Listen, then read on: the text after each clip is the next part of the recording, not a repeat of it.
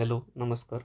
29 जून 2025ला combine गट ब मुख्य परीक्षेचा जो पेपर झाला होता त्यातील दुसऱ्या पेपरचे 22 गणित ह्या व्हिडिओमध्ये आपण पाहू एक्सप्लेनेशन.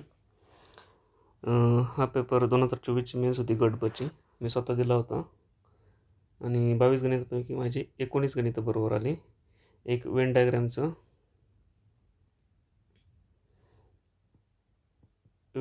एक गणित चुकलं. नंतर जे शेअर मार्केटचं गणित सर्वजण म्हणतात ते एक चुकलं, जे ॲक्च्युली प्रॉफिट लॉस ह्या टॉपिकचा एक्सटेंडेड पार्ट आहे, जो discount profit loss and discount त्या टॉपिकमधून आलं होतं.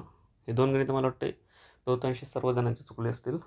त्या व्यतिरिक्त एक सिली मिस्टेक, कॅल्क्युलेशन मिस्टेक झाली, असे 19 बरोबर आले. ओके. ओव्हरऑल स्कोअर मराठी इंग्लिशला 18 चुकले, म्हणजे तिथं 77.5 येतो आहे. आणि दुसऱ्या पेपरमध्ये 28 चुकले, जो 65 मार्क येतो आहे. 142.5 स्कोअर राहतो आहे. PSIचे चान्सेस बनतात फक्त. एस अवघड आहे. ओके, एक एक प्रश्न पाहू गणिताचा. पहिला प्रश्न ए सेट, आजच ॲन्सर की आलेली आहे. पहिल्या ॲन्सर कीनुसारची उत्तर आहेत. पहिला प्रश्न, इतरांपेक्षा वेगळे ओळखायचे. मीटर, यार्ड, मैल आणि एकर. मीटर ही लांबी मोजली जाते. यार्ड मला तात्पुरतं माहीत नाही काय नेमकं. मैल लांबी मोजली जाते. एकर क्षेत्रफळ मोजलं जातं. यार्ड पण माहीत असलं तर ठीक आहे, नसलं माहीत तर हे दोन लांबी म्हणजे हे पण लांबीच असणार, म्हणजे वेगळा फक्त क्षेत्रफळवाला एकर बनते. पर्याय नंबर 4, 1चा 4 नंबर, आन्सर 4 बरोबर आहे. दुसरा प्रश्न, प्रश्नचिन्हांच्या जागी काही सिरीजचा प्रश्न आहे हा.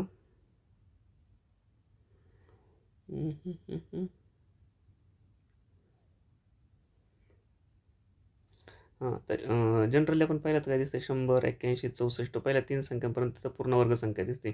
10चा वर्ग, 9चा वर्ग, 8चा वर्ग, पण पुढं पूर्ण वर्ग संख्या दिसत नाही. क्रमाक्रमाने कमी होत जातात उतरत्या क्रमाने, म्हणजे याच्यातला डिफरन्स काढून बघू शकतो आपण. याच्यातला डिफरन्स, हा डिफरन्स, हा डिफरन्स, हा डिफरन्स, हा डिफरन्स. 100मधून 81 गेले, 19, 81, 64, 64, 74, 84, 20 आणि 3, 17, 51, 61 आणि 3, 10 आणि 3, 13. आता ह्या संख्या बघितल्या, 19, 17, 13, तर ह्या मूळ संख्या आहे, प्राईम नंबर आहेत. इथं 15 असते तर विषम संख्या म्हणलो असतो आपण, पण ह्या सरळ सरळ दिसते 15 उघडली म्हणजे ह्या मूळ संख्या. मग पुढची मूळ संख्या 13 नंतर 11 येते आणि त्याच्या पुढची संख्या 7 येते. म्हणजे ह्या 51मधून 11 गेले, 51 वजा 11 40, आणि 40 वजा परत 7 33, म्हणजे 40 बरोबर मध्ये बसते. पर्याय नंबर 2, 2चं 2 नंबर बरोबर आहे. तिसरा नंबरचा प्रश्न, ए सेट आहे. खालील आकृतीतील संख्या विशिष्ट नियमांचे पालन करतात.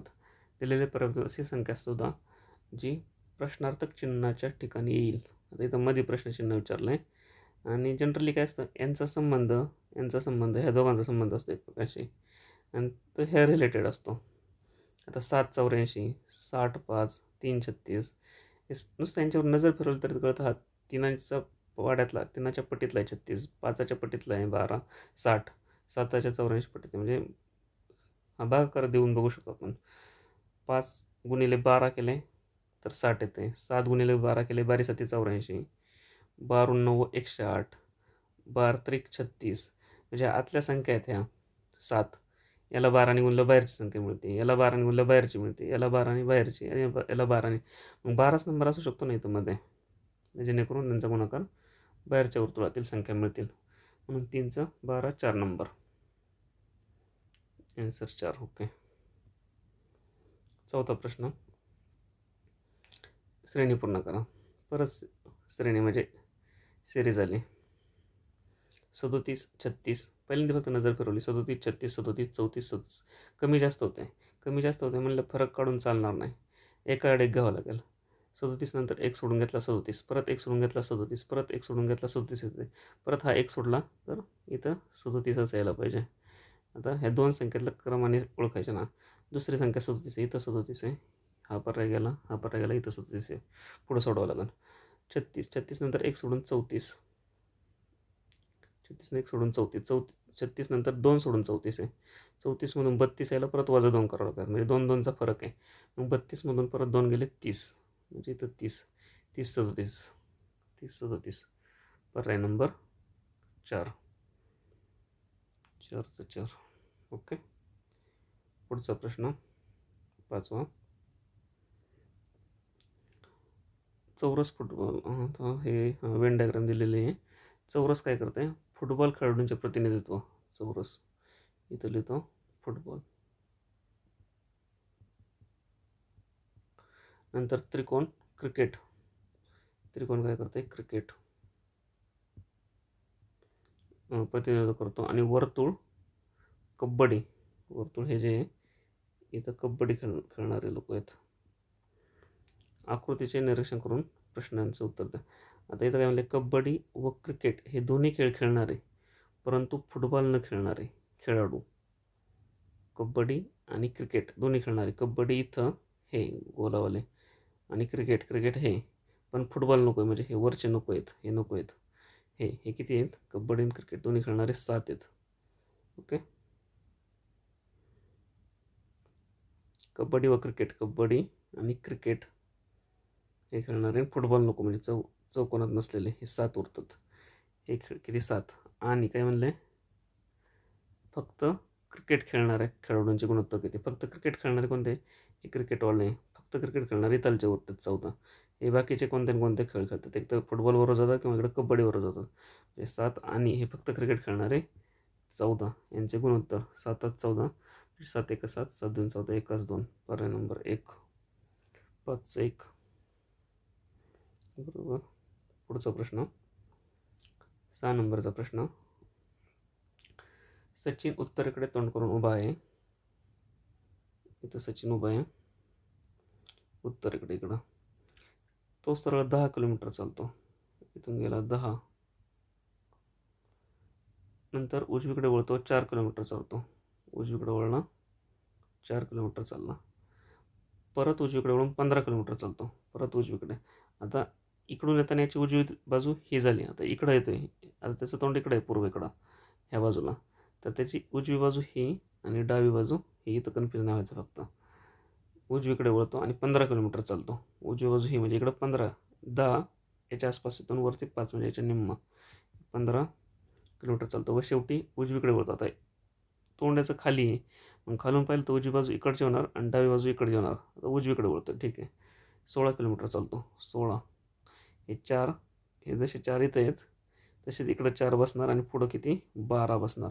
12 आणि 4 16, 16 किलोमीटर चालतो. आता तो मूळ स्थानापासून किती अंतरावर आहे? इथपासून किती अंतरावर आहे? आता हे 16 ते 4 गेले, म्हणजे इथं आपण हा पॉईंट जोडला असं, तर इकडचे 4 आणि इकडचे 12, म्हणजे हे इकडचं 12 उरतो येतो. आणि हे अंतर मोजायला हे टोटल 15 आहे.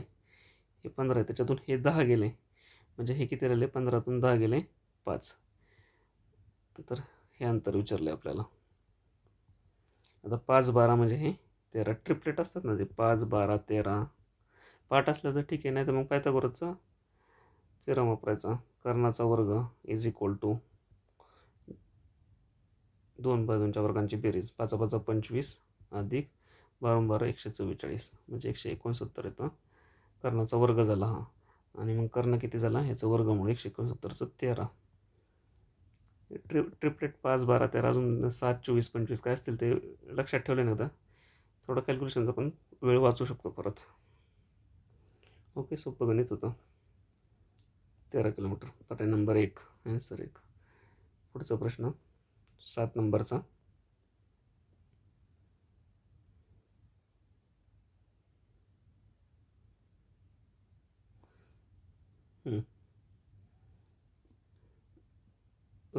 व्यावसायिक, वकील आणि न्यायाधीश योग्य संबंध. हा चुकलेलाच प्रश्न आहे माझा तरी.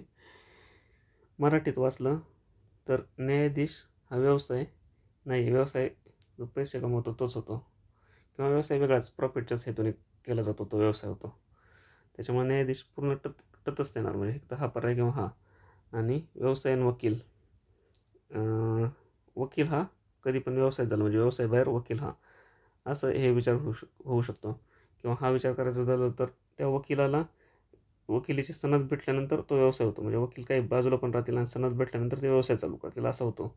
किंवा इंग्लिशमध्ये वाचलं तर प्रोफेशनल्स हा प्रोफेशन न्यायाधीशाचं जजचं पण एक प्रोफेशनच येतो आणि लॉयरचं पण प्रोफेशन आहे.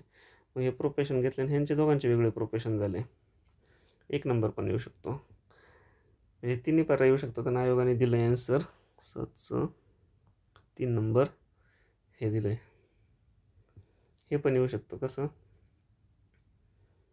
व्यवसाय हे मोठा सर्कल झाला, त्यातले जे इथं असतील ते डॉक्टर असतील ते घेतले नाही, पण उरलेले आहात वकील दुसरं सर्कल, आणि वकिलातलेच काही जण काय होणार न्यायाधीश होणार, म्हणजे आतून आतलं सर्कल. बघूया प्रश्नाचं काय होतं. सेकंड की नाही सगळे ऑप्शन येतात, सगळे म्हणजे जसं लॉजिक लावलं तसं लागते लॉजिक. 7चं ठीक आहे. 8 नंबर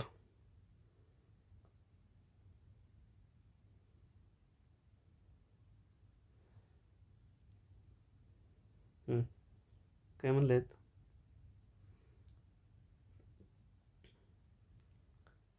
पदावलीचे मूल्य शोधा ज्यामध्ये विशिष्ट क्रमाने येणारे 27 पदे आहेत. हे अशी पदे आहेत 3 5 6 2 4 3 5 6 2 4. आता हे कोणतं रिपिटेशन होतं कोणत्या सायकलचं, 3 5 6 2 4 परत 3 5 6 2 4 परत 3 5 6 असं होते. 27 पदं सोडायचं. तर एका सायकलमध्ये किती आहेत, 1 2 3 4 5 5 पदं आहेत आणि त्यांचं व्हॅल्यू किती आहे, 5 आणि 3 8, 8तून 6 गेले -2, -2 मध्ये 2 मिळवले, 5 आणि 3 8, 8तून 6 गेले 2, 2 2 मिळवले 4 आणि 4तून 4 गेले 0, बरोबर ना. 5 आणि 3 8, 8तून 6 गेले 2, 2 आणि परत 2, 4, 4तून 4 गेले 0. आता 5 पदं आहे एका याच्यात सायकलमध्ये आणि त्याची व्हॅल्यू 0 आहे. आपल्याला 27 पदं काढायचे, म्हणजे 5 गुणिले 5 25पर्यंत जातो आपण, आणि अधिक 2 पदं सायकलमधली 2 पदं घ्यावं लागतील परत, म्हणजे असे 5 5चे 5 गट्टे घेतले सायकल घेतल्या तर 0 0 0 0 असं 25 पदापर्यंत तर 0च येणार आहे उत्तर.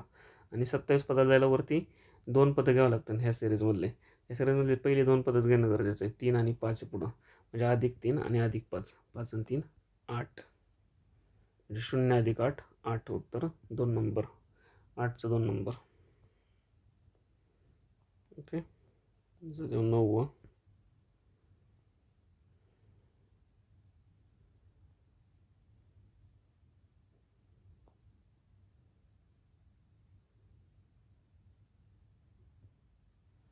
या प्रश्नात काय दिलं आहे,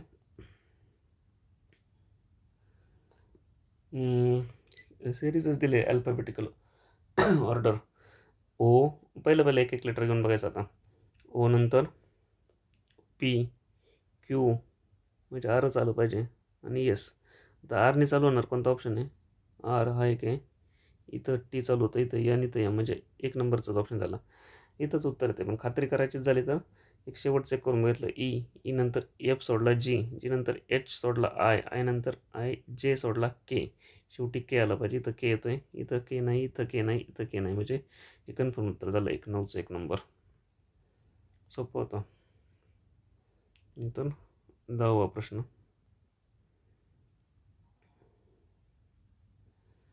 ओके, नातेसंबंध ब्लड रिलेशनचा प्रश्न आहे. एका मुलीने एका मुलाची ओळख तिच्या काकांच्या वडिलांच्या मुलीचा मुलगा म्हणून करून दिली, तर मुलगा आणि मुलीचे नातेसंबंध. आता माहिती आहे आपण मुलगी असलं तर किंवा फिमेल असलं तर गोल घेतो, मेल असलं तर चौकोन घेतो, भाऊ बहीण असले तर 2 रेषा मारतो, नवरा बायको असले तर 1 रेषा मारतो, वडील असले तर वरती जातो असं, मुलगा असला तर खाली येतो. हे प्रत्येकाचे काही ठरवून ठेवायचे डिकोड काय असतील ते कोड, आणि त्याच्यानुसार करायचं. आता एका मुलीने मुलगी घेतली इथं, ओके, गोल मुलगी फिमेल म्हणून गोल.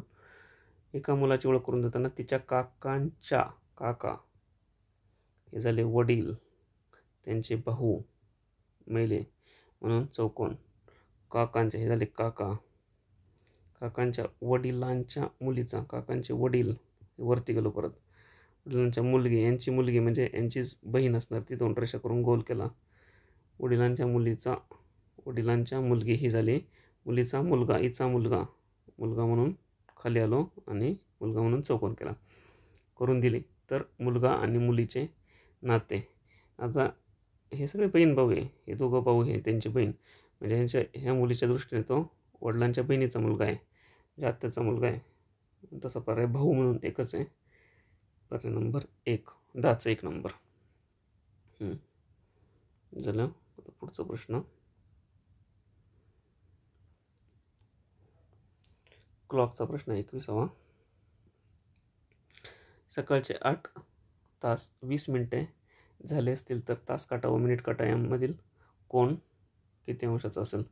आता बरेच जण इथं फॉर्म्युला वापरतात डायरेक्ट. काय 11/2 मिनिट मायनस 30h.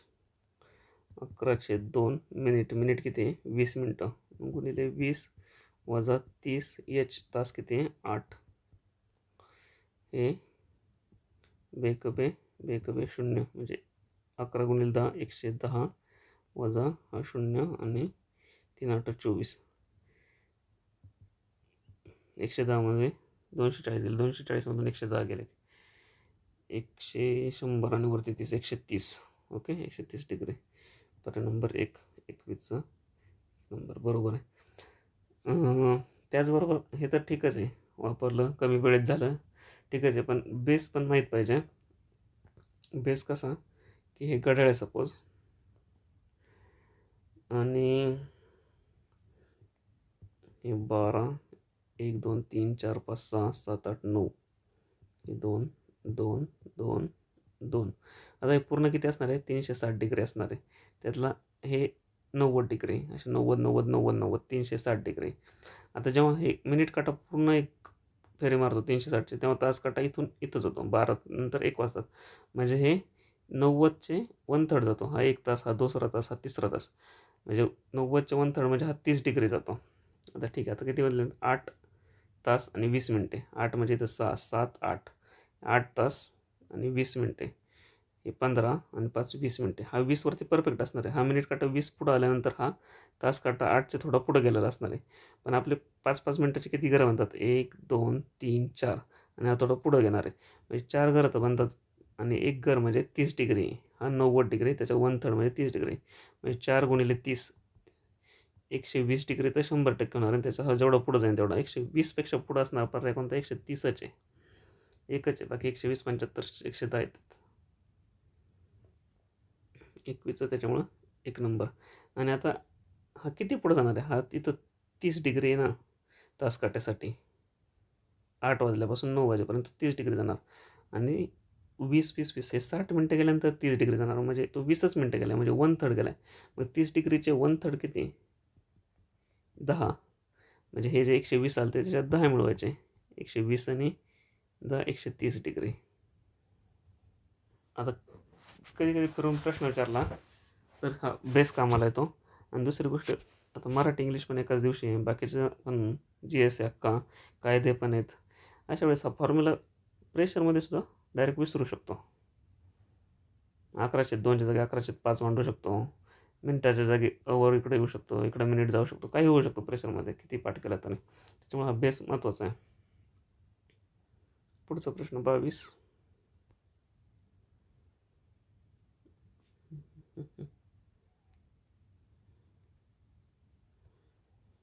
काय म्हणले 60 लिटर मिश्रणात रंग व पाणी 3:2 प्रमाणे, रंग 3 आहे पाणी 2 आहे, तर किती लिटर पाणी घातल्यास प्रमाण 3:5 होईल.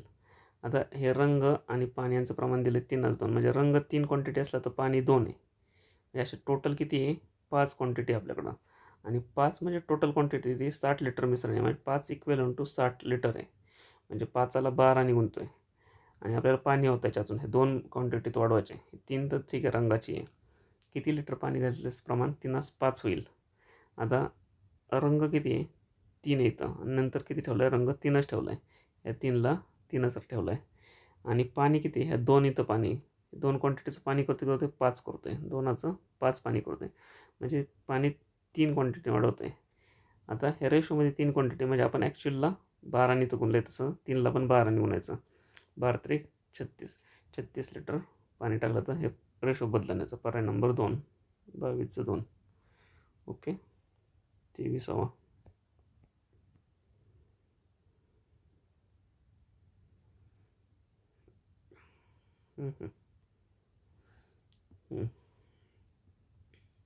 काय म्हणलं या प्रश्नात? ABCD कंपन्यांनी 2 वेगवेगळ्या महिन्यात एप्रिल व मे मध्ये विकलेले लॅपटॉपचे युनिट दाखवतात.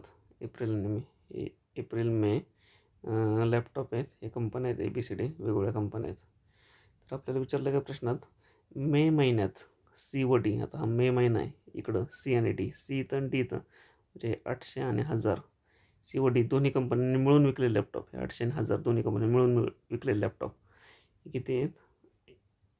800 अधिक 1000, 1800. हे एप्रिलमध्ये, आता हे पुढं दिलं आहे, एप्रिलमध्ये बीने विकलेल्या लॅपटॉपपेक्षा किती टक्के जास्त आहे?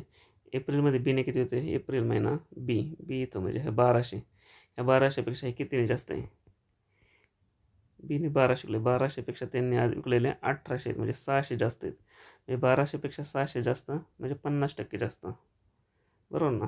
गुणिले 100 केलं, 2 शून्याला 2 शून्य गेले, 600 बघितले, 12 12 पंचे 60 आणि 0 50%. ह्या एप्रिलमध्ये बीने किती विकलेत? 1200, आणि या दोघांनी आधी किती विकलेत? 1800. 1200वरती 600 जास्त म्हणजे 50% जास्त. पर्याय नंबर 2, 23चं 2. हे उत्तर खालीवर झालेत काय? तर 23, 23चं हे उत्तर आहे 2 नंबर.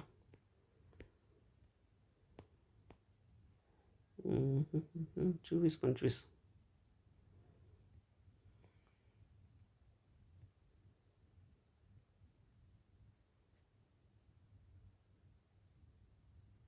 चोवीसावा प्रश्न पाहू आता. 24वा. खाली स्तंभालेख येते एका शाळेची 3 वर्षांची विद्यार्थी संख्या दर्शवली. 2002 साली मुलांची संख्या, तर 2002 कुठं? इथं. मुलांची संख्या मुलींच्या संख्येपेक्षा कितीने जास्त आहे? मुलं काय हे असे आहेत, म्हणजे मुलं ही झाली मुले,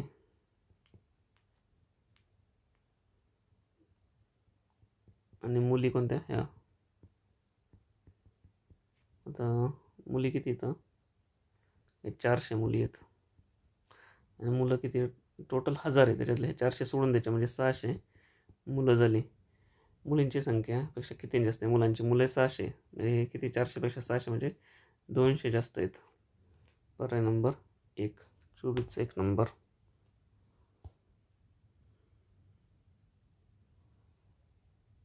एक मिनिट.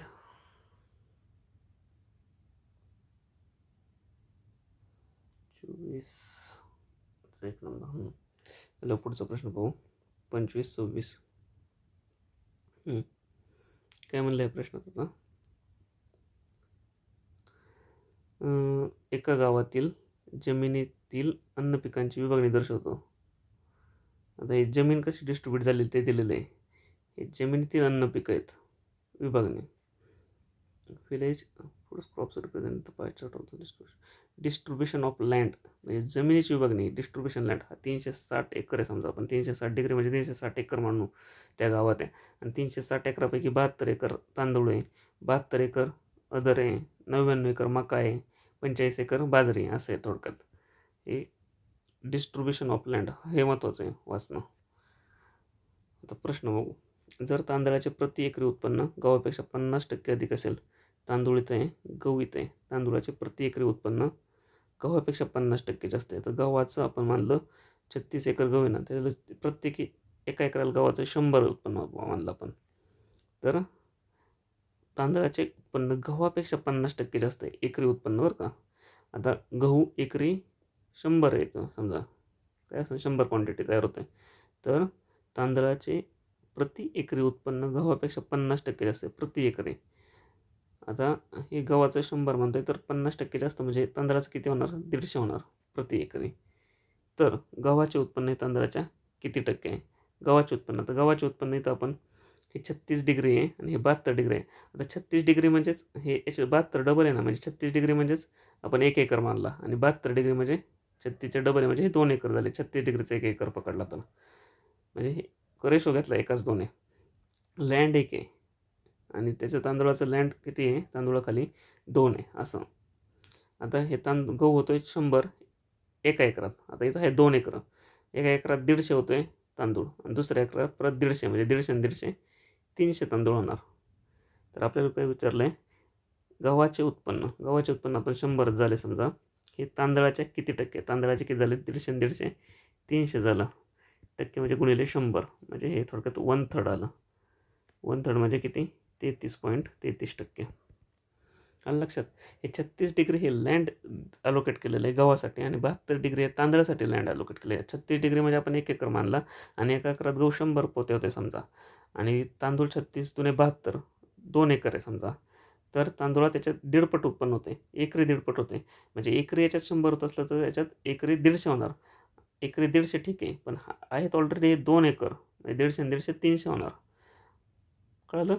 हे 300 उत्पन्न झालं. आता काय विचारले, तांदळाचे किती टक्के आहे गव्हाचे उत्पन्न. गव्हाचे 100 आहेत तर तांदळाचे किती टक्के, तांदळाचे किती, तांदळाचे 300 म्हणजे हे 1/3 म्हणजेच 33.33%. ओके. आता पुढचा प्रश्न, याच्यातच पुढचा एक प्रश्न आहे. अन्न पिकांचे एकूण क्षेत्र 5% वाढले.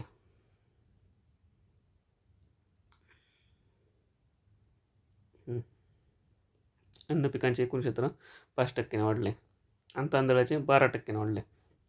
अन्न पिकांचे आपण किती म्हणलं तर 360 क्षेत्र आहे ना, म्हणजे 360 एकर वगैरे काही पण पकडा, ते 5% वाढलं म्हणजे 100चे किती झाले 105. तर आपण 360 होते क्षेत्र, ते 360चे किती हे एकूण क्षेत्र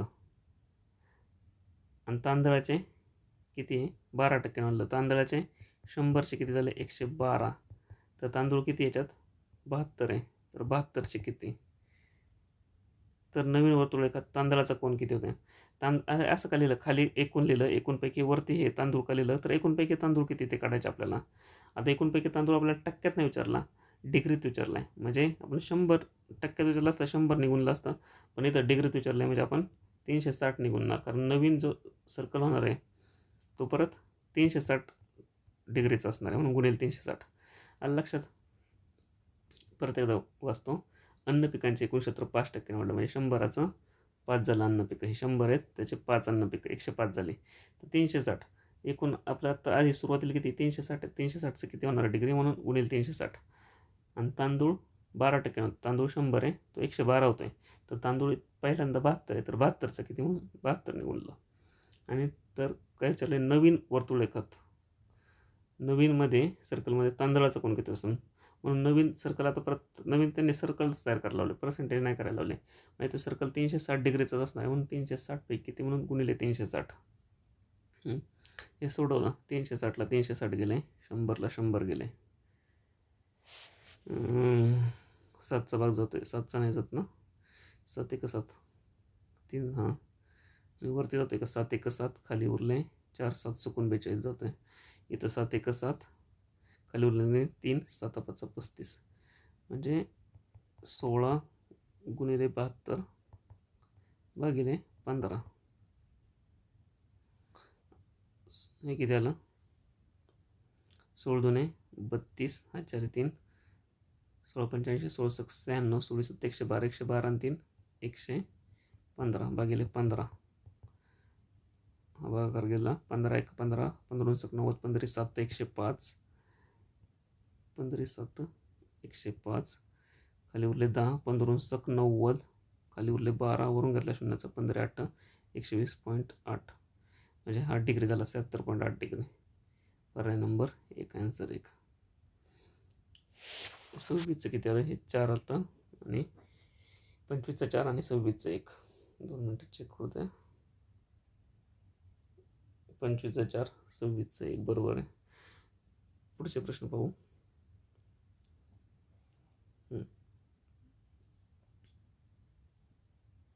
एका गाडी नेहमीच्या तिच्या 80 किलोमीटर वेगाऐवजी ताशी 100 किलोमीटर वेगाने धावल्यास ती निर्धारित ठिकाणी 36 मिनिटं लवकर पोहोचते. तर ते अंतर मला विचारलं किती आहे. एकच फॉर्म्युला लक्षात ठेवायचा, distance is equal to speed into time. आता तिचं रेग्युलर वेग किती 80 किलोमीटर आहे, म्हणजे स्पीड किती 80 घेतला आपण, टाईम टी लागतो आहे तिला. आता इज इक्वल टू 80चा वेग तिने किती केला, आता 100 केला, 80 ऐवजी 100ने जातो, म्हणजे स्पीड 100 आला. हे परत distance equal speed into time, speed 100 झाला तर 36 मिनटं लवकर पोचते. आधी टी टाईम लागत होता, आता टी मायनस 36 भागिले 60 एवढा तास लागणार आहे. आता हे स्पीड कशात घेतलं आहे, किलोमीटरमध्ये, अंतर किलोमीटरमध्ये भेटणार आहे. स्पीड किलोमीटर पर अवर आहे, ताशी 80 ना, म्हणजे किलोमीटर पर. मग टी हा काय आपल्या तासात आहे, मिनटात नाही किंवा सेकंदात नाही. हे किलोमीटरमध्ये, हे किलोमीटर पर अवर आहे, म्हणजे हे पण काय येणार अवरमध्ये येणार. हे टी तास लागत होते आधी 80च्या स्पीडने, आणि 100च्या स्पीडने आता किती तास लागतात, टी मायनस हे 36 मिनटाचे तास किती, 36 भागिले 60 तास ना, 60 मिनटाचा 1 तास असतो, म्हणून असं लिहिलं आहे. हे लिहिता आलं, काम झालं. पुढचं काम फक्त कॅल्क्युलेशनचं आहे.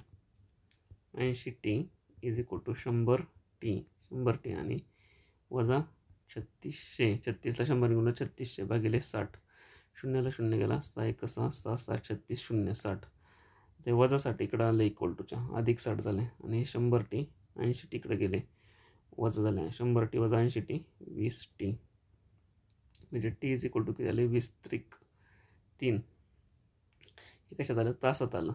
तर आपल्याला अंतर विचारलं, अंतर किती, distance is equal to speed into time. Speed किती आहे 80चा सुरुवातीचा, आणि तास सुरुवातीचे टी 30 आहे, 3 तास आहेत, म्हणजे 80 गुणिले 3, 0 8 त्रिक 24, 240 किलोमीटर हे अंतर झालं. पर्याय नंबर 1, 27चा 1 बरोबर आहे. फक्त हे मांडता येणं महत्त्वाचं होतं. हे कोणतं, distance is equal to speed into time, हे टाईम अवरमध्ये तासात, नंतर परत स्पीड 80 आता 100 झाला आहे, आणि टाईम पहिला टी लागत होता आणि आता किती वागतोय 36 मिनटं लवकर पोचतो, म्हणजे 36 मिनटं टीतून कमी काढवायचे, म्हणून 36 मिनटाचे तासात केले तर 36 भागिले 60 आले. आणि त्याच्यानुसार टीची किंमत काढली, ती कोणत्या पण एक तर इकडं टाका, नाही तर एक तर इकडं टाका, आणि त्याच्यानुसार अंतर येईल. पुढचा प्रश्न 28.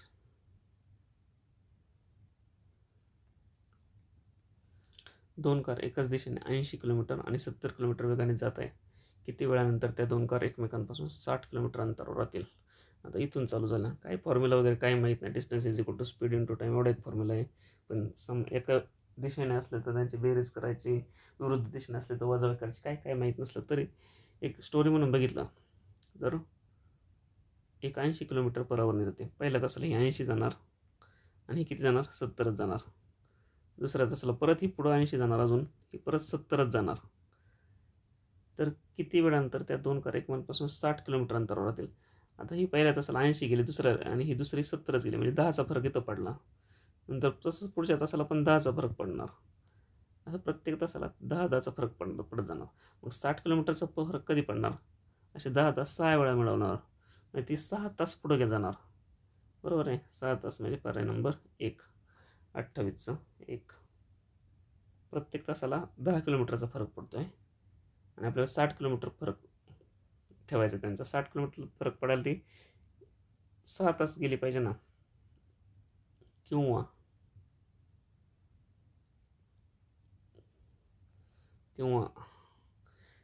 हे काय एकाच दिशेने जात आहेत, एकाच दिशेने.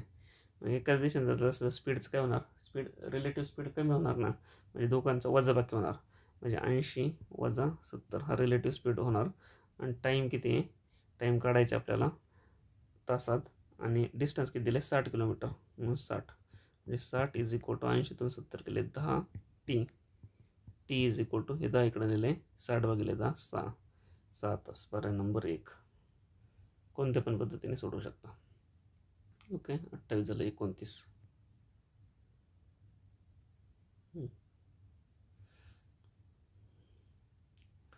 काय म्हणलं या प्रश्नात, दोन संख्यांचे मसावी आणि लसावी 24 आणि 168 दिले. दोन्ही संख्या 1/7 आहेत.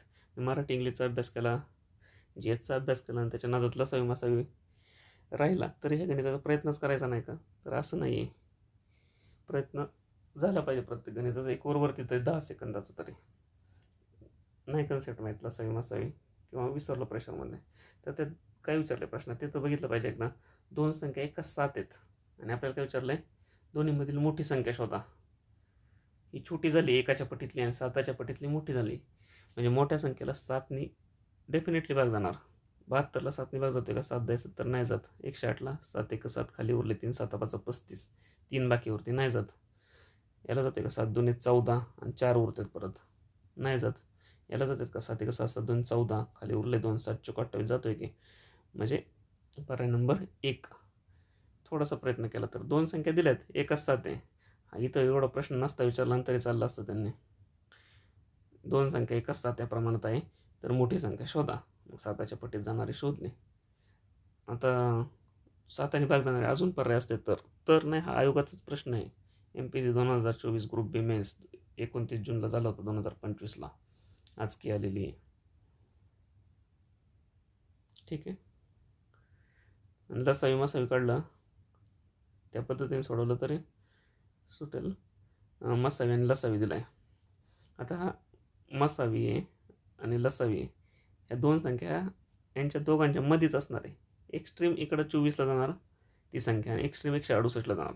एक्स्ट्रीमपासून पकडून बघायची मसावी. मसावी एक्स्ट्रीम 24 पकडला, 24पेक्षा खाली कधीच येणार नाही एक संख्या. दोन्ही संख्या दोघांच्या मध्येच राहणार मसावी आणि लसावीच्या. मग 24पासून पकडला. दोन संख्या कसं म्हणलं एकच 7 आहे. मग एक 24 पकडले तर दुसरे किती होणार? 7 गुणलं 24 गुणले 7 7 चोक 28 7 4 2 7 2 14 15 16 168. ठीक आहे. दोन संख्या मग आपल्याला 24 आणि 168 मिळाल्या. तर दोन्हीमधील मोठी संख्या तर त्यांचा मसावी 24 येतो का? यांचा मसावी डेफिनेटली 24 येतो कारण भाग जातो आहे. आणि लसावी 168 येतो का? 168 येतो आहे. म्हणजे पहिलाच पर्याय आपल्याला 24नीच लगेच सुटते. दोन संख्या म्हणतात 24 आणि 168 ह्याच दोन संख्या झाल्या. जर ह्या कंडिशनमध्ये एकाच 7च्या प्रमाणात बसलं नसतं, जी कंडिशन दिली फुलफिल नसती झाली तर आपण 24 नंतर पुढचा 48 ऑप्शन ट्राय केला असता. त्याचा 1/7 केला असता, नंतर 72 केला असता. ह्या पट्टीत गेलो असतो. कारण मसावी आणि लसावी हे च्या मध्येच दोन्ही संख्या येणार आणि एक्स्ट्रीम ते इकडं मसावी इथपर्यंत जाऊ शकणार किंवा इथपर्यंत येऊ शकणार पुढच्या. ओके. 29चा 1 नंबर. पुढचा प्रश्न 30. व्हेन डायग्रामचा प्रश्न आहे. 30% विद्यार्थी सकाळ वृत्तपत्र वाचतात, 40% विद्यार्थी लोकमत वृत्तपत्र वाचतात, 15% विद्यार्थी दोन्ही वृत्तपत्र वाचत असतील तर किती टक्के विद्यार्थी कोणतेच वृत्तपत्र वाचत नाही? लिटरली स्कॉलरशिप 4थी किंवा 8वी.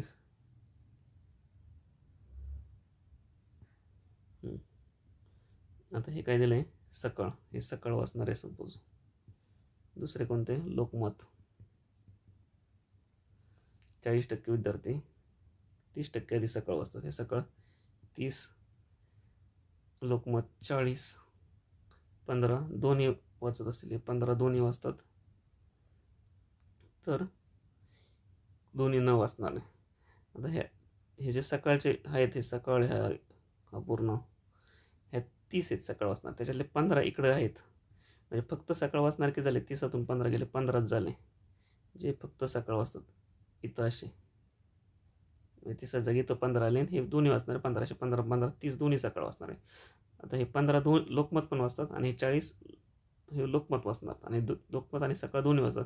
म्हणजे 40मध्ये 15 जास्तीच धरलेत. म्हणजे फक्त लोकमत वाचणार आहे असे इकडून येणार. हे 15 सोडून द्यावं लागतं. म्हणजे 40मधून 15 सोडून दिले तर 25 येतील 40 कोडला. म्हणजे फक्त लोकमत वाचणार आहे 25, फक्त सकाळ वाचणार आहे 15 आणि दोन्ही वाचणार आहे 15. किती झाले टोटल? 15 15 30, 30 आणि 25 55. आता हे टक्क्यात दिले. टोटल 100%पैकीच असतं. मग 45 कमी पडले म्हणजे 45% हे यांच्या बाहेर आहे. दोन्ही न वाचणार असे 45 या दोन्हींच्या बाहेर आहे. पर्याय नंबर 3. आता हे असंच का घेतलं? कोणाचा फॉर्म्युला वगैरे का नाही वापरला? कारण कधी 3 गोल आले, अजून एखादा आला लोकसत्तावाला आणि मग त्यांनी सांगितलं हे 2 वाचणारे असे हे 2.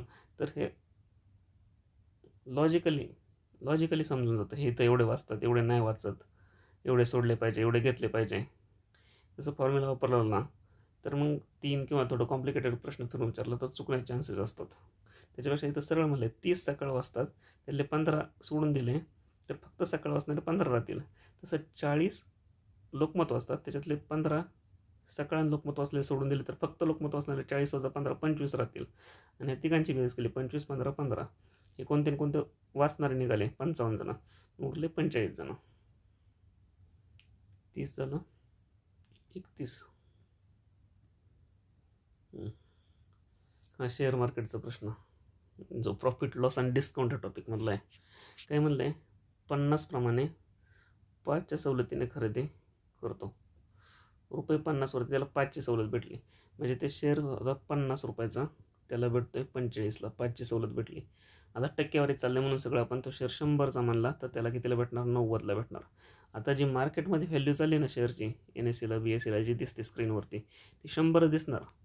त्याला 90ला भेटलं मान्य आहे, त्याला डिस्काउंट भेटले 90ला, पण तिकडं किंमत किती चालली, 100च चालली.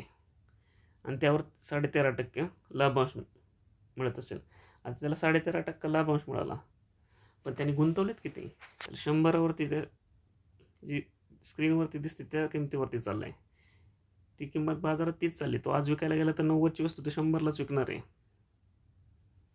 पण त्याला डिस्काउंट मिळाल्यामुळे ते 90ला मिळेल. म्हणजे त्यांनी गुंतवलेत किती, 90च गुंतवलेत.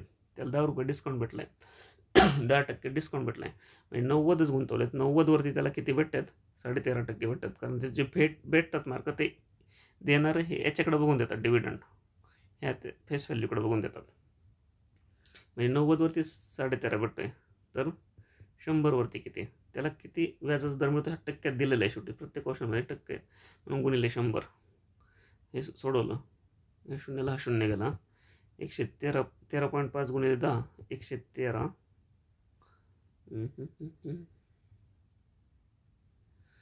हे 135 झाले, भागिले 9. 9 1 9, खाली उरले 4, 9 5 45, म्हणजे 15%. आलं लक्षात. त्याला 100ची गोष्ट 90ला मिळालेली, पण बाजारात ती 100लाच चाललेली. बाजारात 100लाच चालली, 100लाच बघून बाकीच्यांना 13.5% दिले काय डिव्हिडंड. पण त्यांनी गुंतवलेत किती, त्यांनी 90च गुंतवले. तर डिस्काउंटमध्ये भेटले ना, काहीतरी ऑफर चालली असेल, त्यांनी घेतले असेल तेव्हा त्याला 90 भेटलेत. 90 गुंतवलेत 90वरती 13.5% डिस्काउंट भेटतोय, त्याला डिव्हिडंड भेटतोय. तर 100वरती किती, ओके. समजायला थोडं किचकट होतं. नक्की आपल्याला माहीत नसतं डिव्हिडंड देतात कशावरती. जे मार्केटमध्ये जे स्क्रीन किंवा जे मार्केटवरती त्या पर्टिक्युलर डेटला काहीतरी व्हॅल्यू असते, ती पर्टिक्युलर डेट ठरवली जाते आणि त्या तारखेला तो शेअर ज्या प्राईजला ट्रेड करतो त्या प्राईजला डिव्हिडंड दिला जातो. नाही नव्हतं, म्हणजे MPSC तरी पहिल्यांदाच दिसतंय असं गणित. पुढचं 32. त्याच्यात आहे ना डिस्काउंटची गणित येतात. डिस्काउंटची कशी गणित येतात त्याच्यात माहिती आहे का, इथं एक वस्तू घेतली 100ला, नंतर तिला प्राईस टॅग लावला 200चा, म्हणजे स्टिकर चिटकवलं 200चा, त्याला मार्कअप प्राईस म्हणायचं. आणि त्याच्यावर 200चं स्टिकर चिटकवल्यानंतर दुकानदार परत आपल्याला म्हणणार 20% डिस्काउंट देतो तुम्हाला, किंवा 25% देतो. मग 100ला 25 तर 200ला 50, म्हणजे 150ला. मग तो 150ला विकतो आपल्याला, तर त्याला किती प्रॉफिट होतो, 100. त्याला खरेदी 100च असते, त्यांनी मस्त मार्कअप प्राईजवरती डिस्काउंट दिला आहे, पण त्यांनी खरेदी 100लाच केलेली असते. म्हणजे 100वरची वस्तू तर 150 विकतो, म्हणजे 50% प्रॉफिट मिळतो त्याला, आणि आपल्याला तेव्हा 25% डिस्काउंट दिल्याचं भासवतो. अशा प्रकारचे डिस्काउंटचे गणित येतात. हे शेअरचं जाऊ द्या. 32.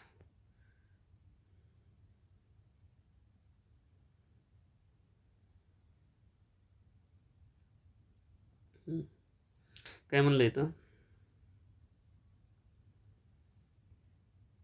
7 पुरुष किंवा 10 महिला 100 मीटरची भिंत 10 दिवसात बांधतात.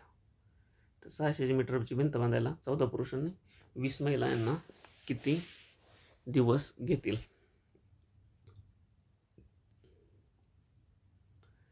7 महिला किंवा और 7 पुरुष किंवा 10 महिला आहे. हे काय सपोज काय काम आहे, XYZ ते करतात. ते एक तर 7 पुरुषांना 7 पुरुष किंवा 10 महिला, एक तर 7 पुरुष ते काम करतात किंवा 10 महिला करतात. म्हणजे 7 मेल ते काम करतात किंवा 10 फिमेल करतात. म्हणजे 7 मेल = 10 फिमेल हे तर लिहू शकतो आपण. मग एक मेल बरोबर किती झाला, 1 मेल इज इक्वल टू 10/7 इकडे गुणाकार भागाकार केला 10/7 फिमेल झाला, म्हणजे एक माणूस म्हणजे 10/7 फिमेल. ओके, 7 पुरुष किंवा 10 महिला, एक सपोज काय XYZ काम आहे, म्हणजे 7 male is equal to 10 female, मग 1 male is equal to 10/7 female. इथपर्यंत कळालं? ठीक आहे. तर आपल्याला काय विचारलं, 14 पुरुष व 20 महिला. आता 14 पुरुष 14 मेल प्लस, आता इथं वरती किंवा होतं, मात्र इथं वय आहे म्हणजे प्लस 20 फिमेल. सपोज पुढचं काय काम असेल ते किती दिवसात करतात. आता हे एकतर हे गोष्टचं पूर्ण हे 20 मेल आणि 14 मेल आणि 20 फिमेल एक तर मेलमध्ये कन्वर्ट करायचे पूर्ण, किंवा 20 फिमेल आणि 14 मेल एक तर फिमेलमध्ये घ्यायचे. आता मेलचं फिमेल करू आपण. इथं 14 मेल आहे, 14 मेलचं म्हणजे काम करण्याची ताकद हे किती, एकाची एक मेल म्हणजे 10/7 फिमेल आहे. मग 14 गुणिले 1 मेल म्हणजे किती आहे, 10/7 फिमेल, म्हणजे 10/7 इथं टाकू शकतो फिमेल, अधिक 20 फिमेल आहेत परत. लक्षात, 14 मेल, 1 मेल म्हणजे 10/7 फिमेल आहे, तर 14 मेल म्हणजे 14 गुणिले 10/7 फिमेल. ओके, आता 7 1 7, 7 2 14, 10 2 20, 20 फिमेल प्लस 20 फिमेल म्हणजे 40 फिमेल. आता 40 फिमेल कोणते काम किती दिवसात करतात असं विचारलं आहे ना. आता ते कोणतं काम होतं, 100 मीटरची भिंत 10 दिवसात बांधत होते.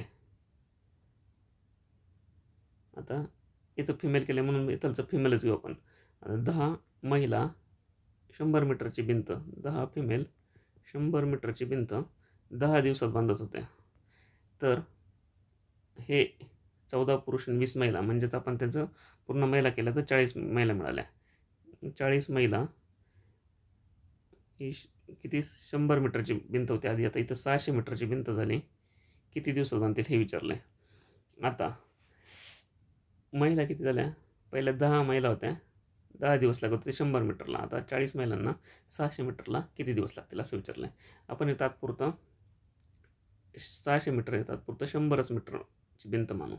आता 10 महिलांना 10 दिवस लागत होते, तर इथं 40 महिला आहे, म्हणजे महिला वाढवल्यामुळे दिवस काय होणार, कमी होणार. या महिला किती पट वाढवल्या, 4 पट, मग दिवस किती पट कमी होणार, 4 पट कमी होणार, म्हणजे 10/4 दिवस लागणार. इथपर्यंत कळालं, महिला 4 पट वाढल्या म्हणून दिवस 4 पट कमी लागले. कधी 100 मीटरचीच भिंत बांधायची असली तर. पण आता भिंत बांधायची 600 मीटरची, म्हणजे काम हे 6 पट वाढले, म्हणजे गुणिले 6 एवढे दिवस लागणार. काम जेवढं वाढेल तेवढे दिवस पण जास्त लागणार.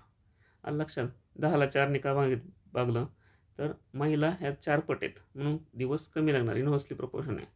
आणि 6ने का गुणलं तर काम हे 6 पट झालं. आधी 100 मीटरची भिंत होती, आता 600 मीटरची, मग जास्त काम करायला हे डायरेक्टली प्रोपोर्शन आहे, जास्त महिला लागणार म्हणून गुणिले 6 केलं गुणाकार. 10 60 भागिले 4 इज इक्वल टू 15. 15 दिवस लागतील. पर्याय नंबर 1, 32 1 नंबर. ओके, 32 1 नंबर बरोबर आहे. पहिल्याबद्दल थँक्स.